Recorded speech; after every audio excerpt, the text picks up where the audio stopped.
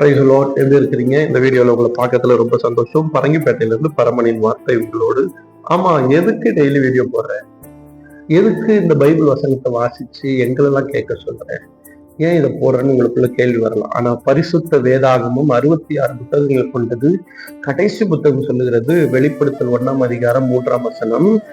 இந்த தீர்க்க தரிசன வசனங்களை வாசிக்கிறவனும் கேட்கிறவனும் இதில் எழுதியிருக்கிறவர்களை கை கொள்ளுகிறவர்களும் பாக்கியவான்கள். காலம் சமீபமா இருக்கிறது. உலகத்தினுடைய காலம் சமீபமா இருக்கிறது. கேட்டாலே ஆசீர்வாதம். நீங்க கேட்கறீங்கல்ல, உங்களுக்கு ஆசீர்வாதம். வாசிக்கிறவர்கள் ஆசீர்வதிக்கப்படுவார்கள், இதை கை கொள்ளுகிறவர்கள் ஆசீர்வதிக்கப்படுவார்கள்.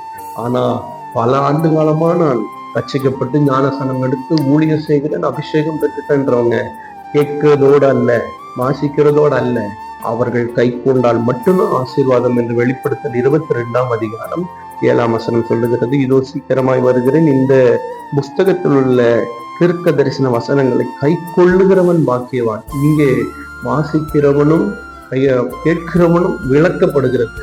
கை கொள்ளுகிறவன் மட்டும்தான். காரணம், ஆண்டவர் நீண்ட காலம் ஆணுச்சுன்னா, ரொம்ப கால கிறிஸ்தவ வாழ்க்கை வாழும்போது அதை நான் கை கொள்ளணும். அன்னைக்கு கேட்கிறவர்களாய் வாசிக்கிறவர்களாய் மாத்திரம் இருக்கக்கூடாது. நான் கை கொண்டால் மட்டும்தான் பாக்கியவன் ஆசீர்வாதமாய் இருக்க முடியும்.